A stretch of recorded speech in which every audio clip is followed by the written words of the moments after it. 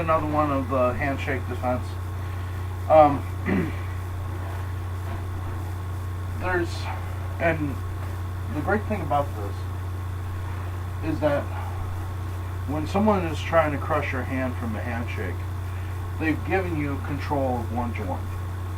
And the idea in judo and jiu-jitsu, and you'll see this more and more as I progress with this series, but if you give me control of one joint, let's say I'm in a conflict and I gain control of one finger from my opponent, and I bring that finger back. Because I brought that finger back, see how I'm starting to gain control of the wrist? Now if I bring the wrist back even further, now I'm gaining control of the elbow. When I have control of the elbow, then I can take control of the shoulder. When I take control of the shoulder, I can take control of the neck and the central line.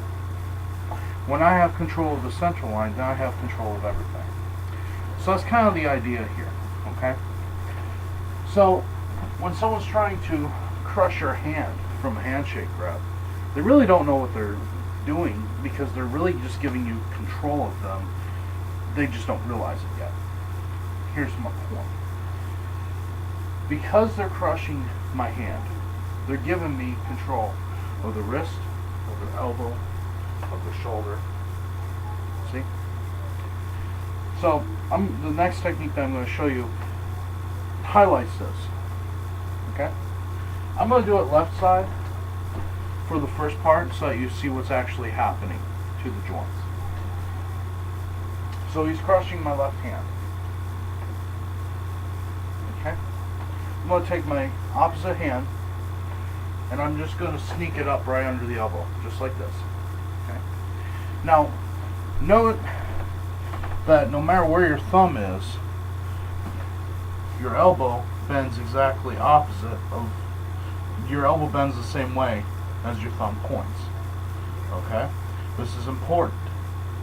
If the thumb is pointed to the side, it's going to bend this way.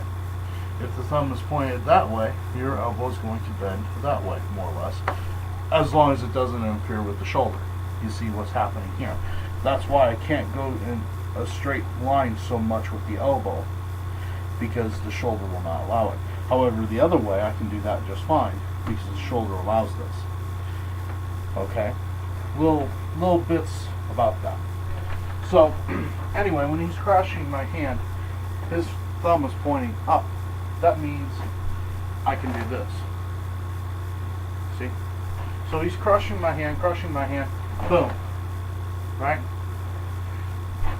What am I doing here? I'm stepping forward with my right foot on the outside of his feet. That's why these boots are here, to show you where my foot placement is in relation to his. This is very important, okay? Where the feet are is where the center of gravity is, okay? So anyway, he's crushing my hand, I'm stepping to the outside, and I'm bringing my free arm up behind and attacking the elbow joint here. Now I can go ahead and break the elbow here, or I can step backwards and even start a throw from this point. If I may need to do that if I start to see that punch coming from here, okay? If I start to see him throw a punch this way, I won't have time to do anything else. I have to bring this hand up to block the punch and at the same time go ahead and go in for a throw here, just by simply rotating around and working against the joint, because the body would much rather fall than have a joint broken. It's something that's hardwired into every human being. This is part of our basic operating system, if you will. So that is why wrist breaking throws work, because your body says, I would rather do a flip than have my wrist broken. The same move holds true here. So if I just boom, you can go ahead and throw here. Okay? Now, that's what happens if your technique is interrupted. If not, Then you go ahead and take your 4 fingers and cup behind the neck. Okay? Now that I have it here, I have a very strong arm lock here, strong elbow block here. I also have my 4 hands behind the head. Okay? So when I complete the technique, I'm just going to grab the head and pull them over. That's all I have to do. Okay? So, for the throw part, I'm going to show you from normal position so that you get to see the way my hands or my feet work and how the footwork applies to this technique. So he's crushing my hand. I'm coming up under. Okay? I'm wrapping these 4 fingers behind the neck. Notice how I'm already off to the side.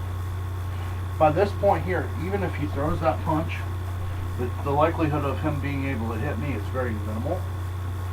Because for him to even start to think about hitting me, he has to turn his entire body. At which point I just continue turning and continue rotating. Because I already have him locked up here. Okay? Now then, to throw, all I have to do is rotate my body this way. See the difference? Now, and then once he's on the ground, boom, I'm going to go ahead and start stomping. Okay? Because as soon as your opponent's on the ground, stomp him a couple of times. It's going to be very difficult for him to deal with the throw, deal with being, oh crap, I just hit the ground, and now a couple of stomp kicks, and now you get out of there. The stomp kicks will cause added damage, which will distract your opponent even longer and give you even more time to get out of the situation. Okay? The whole point is not necessarily to continue fighting. The whole point here is survival.